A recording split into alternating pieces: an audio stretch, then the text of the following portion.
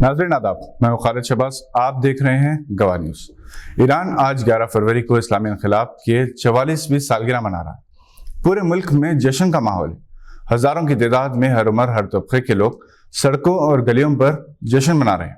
इस्लामी इनकलाब की सालगिरह के जश्न में मुखालिफ ईरान तहरीकात कहीं दबकर रह गई। ईरान में इस्लामी इनकलाब 11 फरवरी 1979 को अल्लामा आयतुल्लाह खुमैनी की क़यादत में आया, जिन्होंने ईरान को पहलवी ख़ानदान के इक़्तिदार से आज़ाद करवाने, मगरबी तहज़ीब की अलगार से महफूज रखने के लिए नाकाबिल फरामोश कुर्बानियाँ दी। पहलवी ख़ानदान ने ईरान को मगरब ज़दा मुल्क बना दिया था। ख़वातीन के सरों से चादरें उतार ली गई थी, इनकी इस्मतें महफूज नहीं थी, इस्लामी इक़्तिदार पामाल हो चुके थे। अल्लामा आयतुल्लाह खुमैनी ने जो 1963 से जिला वतनी की ज़िंदगी गुजार रहे थे, इन्होंने गैर मामूली सब्र तहम्मुल के साथ तहरीक चलाई। वक्फे वक्फे से ईरान में इस्लामी रिवायत की बहाली के लिए जदोजहद करने वाले मुजाहिदीन पर पहलवी ख़ानदान की जानिब से जुल्म ढाया जाता रहा। 1978 में जुल्म में शिद्दत पैदा हुई। 19 अगस्त 1978 को आबदान में रेक्स सिनेमा में आग लगा दी गई थी, जिसमें 477 ईरानी हलाक हुए। पूरे मुल्क में गम और गुस्से की लहर दौड़ गई। 8 सितंबर को पहलवी ने मार्शल लॉ नाफिज किया। तेहरान में सिक्योरिटी फोर्सेस की फायरिंग में 100 से ज़ायद अफराद हलाक हुए।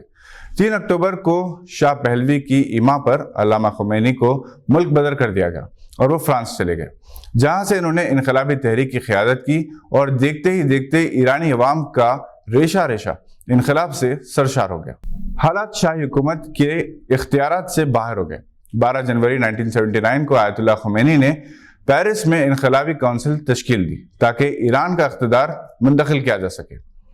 16 जनवरी को शाह पहलवी अपने अरकान ख़ानदान के साथ छुट्टियां मनाने के बहाने मिस्र फरार हो गए और 1 फरवरी को अल्लामा आयतुल्लाह खुमैनी ईरान वापस हुए। लाखों अफराद ने इनका इस्तकबाल किया, इनकी कार को अपने कंधों पर उठा लिया।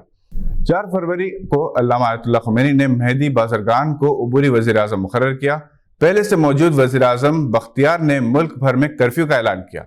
अल्लामा खुमैनी ने कर्फ्यू के खिलाफ वर्जी का ऐलान किया। 11 फरवरी 1979 को मुस्लिह अफवाज ने गैर जानिबदार होने का ऐलान किया। शाह की हुकूमत गिर चुकी थी। वज़ीर आज़म बख्तियार भी ईरान से फरार हो गए। इस तरह 11 फरवरी 1979 को ईरान इस्लामी मुल्क बन गया। हिजाब लाजमी कर दिया गया। बाज़ ख़वातीन ने एहतजाज किया। 30 मार्च 1979 को इस बात पर रेफरेंडम करवा लिया गया कि ईरान को इस्लामी जमहूरिया बनाया जाए या नहीं। अक्सरियत ने इसकी हिमायत की। अल्लामा खुमैनी की हिदायत पर इस्लामी रेवोल्यूशनरी गार्ड कॉर्प्स तश्कील दिए गए। ईरान पर अमेरिका और मगरबी ममालिक ने तहदीदात आयद की। ईरान और इराक को जंग में झोंक दिया गया। ये जंग 8 साल तक चलती रही, जिसमें लाखों अफराद हलाक हुए। ईरान ने तहदीदात के बावजूद अपने तौर पर हर शोबे हयात में तरक्की की। तालीम के मैदान में इसने नुमाया तरक्की की। चीन और रूस के साथ इसके ताल्लुकात बेहतर हैं। शाम से खुरबत है, जबकि हिंद ईरान के दरमियान हर दौर में ताल्लुकात बेहतर रहे।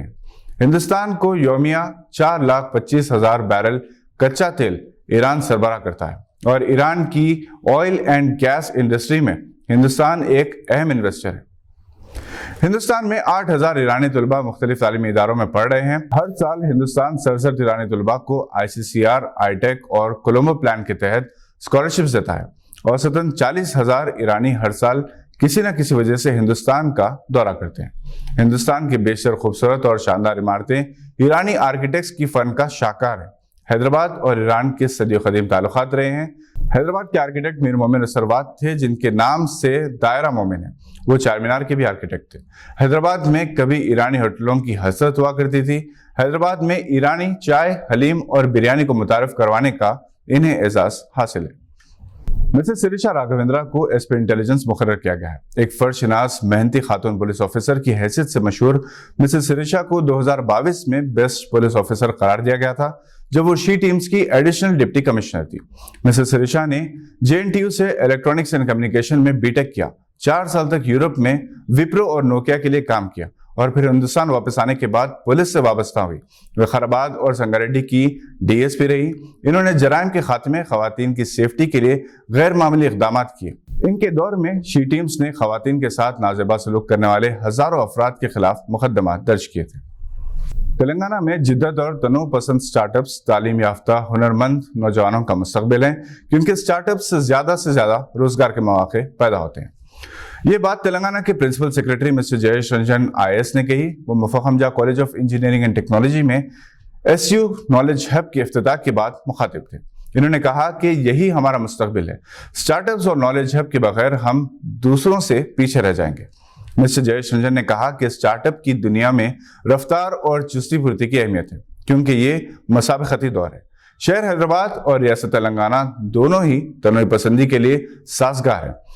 انہوں نے کہا کہ جدت پسند خیالات اور نظریات کی ہمیشہ حوصلہ افزائی کی جائے گی.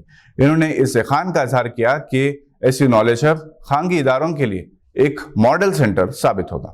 جناب ظفر جاوید سیکرٹری سلطان العلوم ایجوکیشن سوسائٹی نے اس موقع پر خطاب کرتے ہوئے سلطان العلوم نالج ہب کے آغاز کو مفخم Jah college of engineering and technology کی تاریخ کا ایک سنگ میل قرار دیا. آج کے لیے بس اتنا ہی. نئی خبروں کے ساتھ پھر ہوگی ملاقات. اگر آپ ہمارے چینل پر نئے ہیں تو سبسکرائب کرتے ہوئے بیل آئیکن دبانا نہ بھولیں. شکریہ.